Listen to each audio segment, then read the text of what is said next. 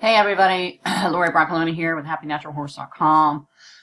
This came over my email in the horse magazine about arthritis and when the joints go and feeding Equa ox, which is expensive. And they're saying the answer is, they are effective as an anti-inflammatory, but they also tear up the stomach. So, okay, they say the horse is stiff. This could be a sign that your horse is actually lame, though a thorough examination of the horse is recommended. I would do the equine pain point release, and I would look to the diet. That's what I would do. I would always look to the diet. Remember, what you feed can tie up the calcium and the phosphorus, and I'm going to show you that in a minute. So I guess I got rid of it. Shoot. I closed the wrong window. Oh well, we'll find it. Anyways, so Equinox does not cause ulceration, but if you use them both together, they can. And if you do, you have to use an anti-ulcer medication.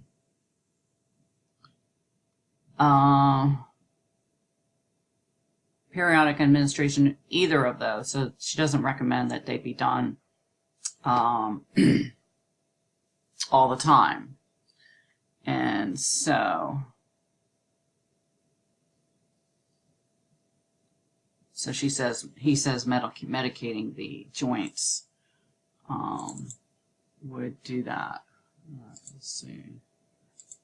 Okay. So here was my horse when I got him, and this was his knee after 3 months being on the Big Sky minerals and just apple cider vinegar mix. I've now since added the Minizyme to it. But what I wanted to show you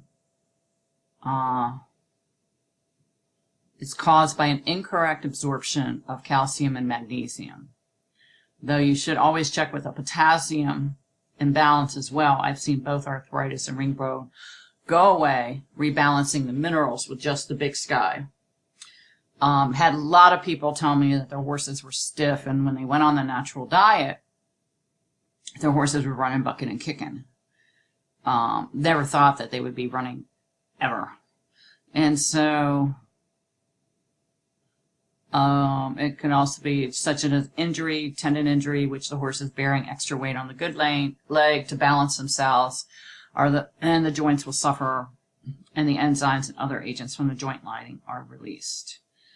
This is a really good article. This is the one so you go down here, joints part 2. So it's a really good article, and I'll put it in the thing about the cartilage joints and the growth plates, and they need to be properly lubricated.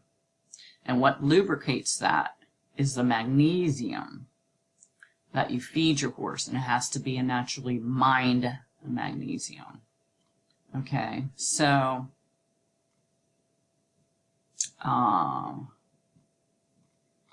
let's see.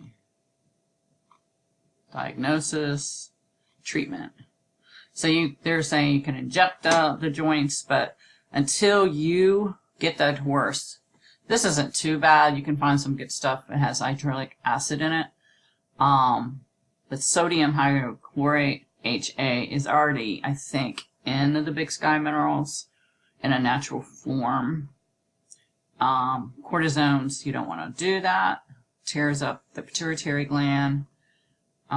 Massage. But there's all kinds of things you can do. So you want to make sure that your horse is balanced through a farrier, having your horse balance either for yourself is a key step in preventing arthritis, as well as feeding the horse a non-acidic diet. For example, they will create calcium imbalances. This is why that you always read your feeding labels. I'm getting ready to redo this book because half the links don't work. If you don't tend to the joint problem properly, the recovery is going to be arthritis. Apple cider vinegar is the #1 go-to, as well as the Minizyme that I use. I've seen navicular just completely go away on that. The womb balm, you can put that around the hoof or around the arthritis part of the joint. And I've seen amazing things with that. And you get that at the Dynamite online, Lori Broccoloni. Additional potassium in the form of Redmond salt. Make sure it's loose and never force feed it. I have to replace that link. TalkShoe took it off because they changed their platform. Ester C is excellent for arthritis. MSM, yucca. Make sure it's not from China. Yucca is a great anti-inflammatory blended together. You can make it into a steep tea, or you can feed it. Make sure you have it crushed down. And you can do MSM is good, or yucca, 1 or 2 ounces daily for another 2 weeks. And you can alternate them. I would do it like on and off. And then it talks about Rutagral is great for 7 days. Byron pills, these are homeopathics. And then the calicflor. And so the calicflor right here is great for growing bones, varicose vein, flexibility issues between the cells, offers substantial fundamental healing support. And calicflor you can give for 15 days, 2 to 3 pills a day, usually 2 pills. You don't need that much, and it's always 30 cc. It's great for back pain, single rim, for achy joints. Rust tox can be used simultaneously on and off.